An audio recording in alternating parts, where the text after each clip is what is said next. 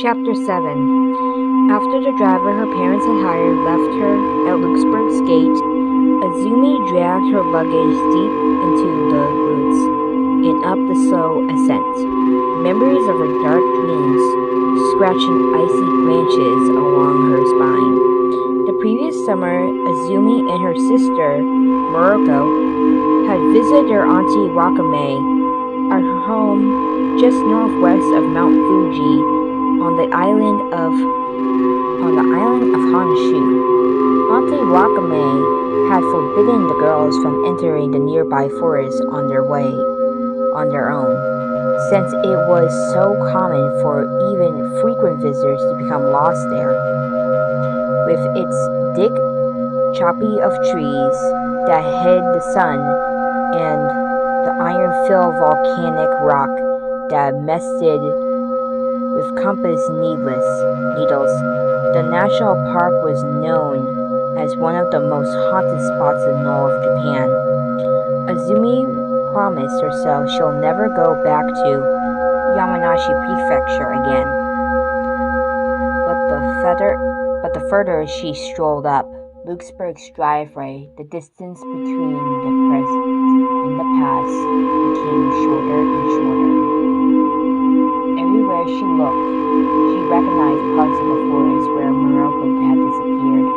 Vegetative-covered tree trunks, draped with shadows dancing on the leafy ground, clinging the low, hinging, decorate mosses. Then, with a blink, she was there, back in Japan, remembering the horrible day. "Come on, Azumi," said Muroko, stepping off the clearly marked path. "Don't be a scaredy cat." "I'm not a scaredy cat." Azumi looked it around in disgust. "I just think that Auntie Wakame might have a point. Anyone could be hiding in there. You can hide too. And while you're hiding, I can look for you. I can look for more treasure." "Treasure? You really think that the garbage that the tourists leave behind is worth digging through?" "Of course, how else do you think an explorer finds anything of value?" "That's deep, Muroko, treasure hunter." Azumi scanned the neon ribbons that crossed the demolished trails and veered off into the between parts of the woods, disappearing into the shadows.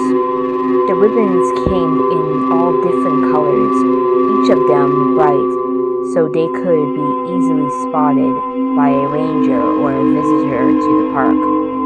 "Why are all these ribbons here?" "Hello?" she called out. "I'm Azumi Endo, and I'm here for school?" But no one answered. "Excuse me, is anyone here?" Azumi tossed her suitcase just inside the door, and then sat on the wide stone porch. She seen from the path. Someone would come by eventually. Until then, she'd take pictures on her phone and send them to her parents. Muroko and Azumi had always been opposites, several years older than Azumi. Muroko had pierced her nose and dyed her hair and listened religiously to their parents' old punk rock albums.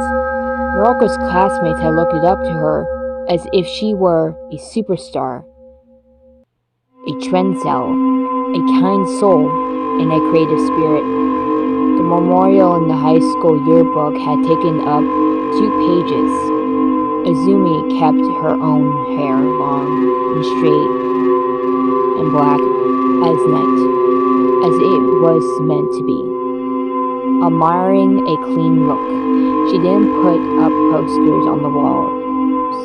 She always took off her shoes at the front door, just as her Baba had taught her.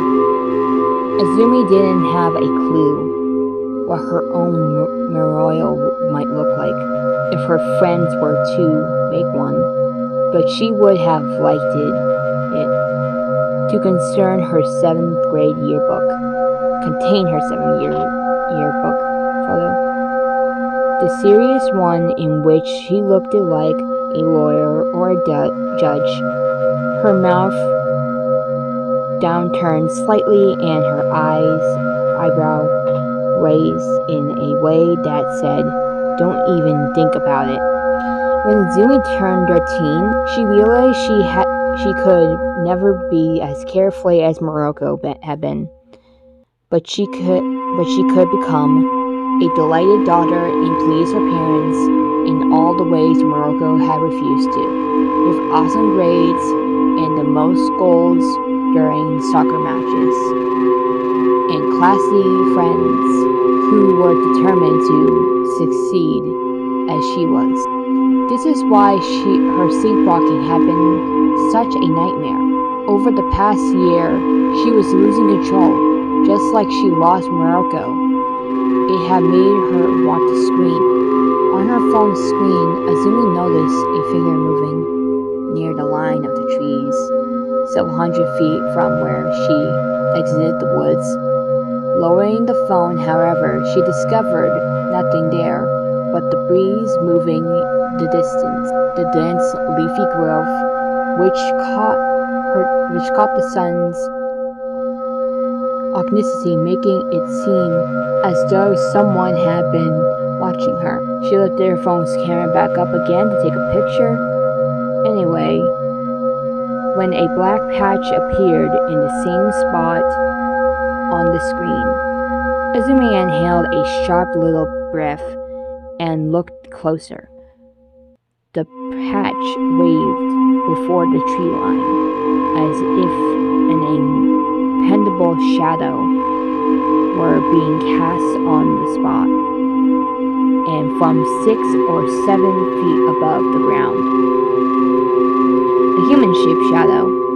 She took the picture, then zoomed in. Long, thin arms, stick-like legs, and a head that appeared way too large to be carried on such a grand frame, and eyes, 2 sparks of gold, watching her. The image stuttered and the screen went black. In her parental vision, Izumi noticed the movement by the tree line. She stood ready to bolt away, but then noticed two kids emerge from the mouth of the woods. A boy and a girl. They were carrying luggage. Raising her hands over her head, Izumi waved emphatically to the 2 travelers. They paused on the path and waved back, slowly. She had just lowered her hand, not wanting to look over range, when she noticed that off the path to the left, the dark shadow had reappeared. Slowly it turned its head toward the boy and the girl, watching them, about to pounce. As Izumi opened her mouth to shout out a warning, the shadow lunged. "Hey!" she cried. "Over here!" "Don't be such a scaredy cat. Shut up, Murako." The boy and the girl stopped on the path, staring at her in confusion. Izumi waved them forward, swarming both arms up and back over her head. The dark thing was closing in on them, and they had no idea. "Hurry, closer, closer, run!" Something seemed to click for the pair, and they took off. Across the grass, sprinting towards the porch, the shadow creature loomed large, gliding the ground. "Don't turn around!" They weren't going to make it. Izumi dashed down the porch steps in the meadow. The shadow's golden eyes seemed to flicker with the light that Izumi was opposing. She concentrated on the boy and the girl, who were now only a couple of dozen feet away. "Toss your bag to me," she shouted to the boy as he came up beside her. She plunged and caught the luggage. She managed to hold it tight, and where another case stepped on her shoulder, something that looked like an enormous backpack. Izumi turned towards a rushing, shrieking sound came quietly behind them as they raced up the steps of the porch. Azumi didn't look back, not even when she swung open the glass door and pushed the others into the dark entry, swamping the door shut behind them. She scrambled to find a lock or latch to hold it closed. She examined the shadow to the barrel into the doorway at any moment, but instead, nothing. Through the window, she could see the shadow meadow in the porch, where it was as empty as they'd been when she first arrived. "What's going on?" asked the boy. Azumi turned breathless. "I am sorry. I was certain I saw." She glanced over her shoulder again just to be sure. She felt her shoulders tense. "Something was chasing you." "An animal?" asked the girl, staring wide-eyed out at the morning. "Well, yeah, it was an animal. A big animal. It looked angry." Azumi shook her head. "I can't believe you didn't see it. It was literally about to bite your heads off." The boy stood by the window wearing a slight grin, as if he didn't believe her. "It must be hiding now, obviously," said Azumi. "I mean, it didn't just disappear. I guess we should thank you for saving us. If you're going to laugh at me, the next time, you can just save yourselves." The boy and the girl looked like she just slapped them. Azumi shook her head, embarrassed that she allowed herself to say such a thing. "Anyway, my name is Azumi Endo. I'm Poppy and this is Marcus." The boy brushed his wet curls away from his forehead, and then slutted.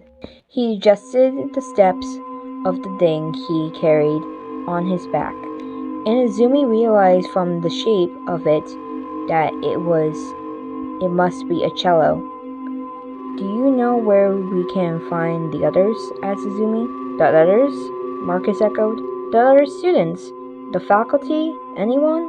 Azumi watched as Marcus glanced at Poppy as if they knew something that she did not.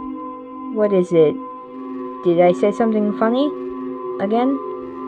"I don't have a clue where anyone is," he said, ignoring her question, the odd expression dropping from his face.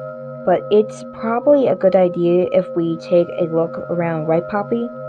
Poppy stood there, hugging her rib cage. "I guess so." "Okay then," said Azumi, packing up her bag. "Good." She peered once more through the windows, out at the sunny meadow. Even though she couldn't see it anymore, she was sure the shadow was still out there, somewhere hiding, watching, waiting. End of chapter 7.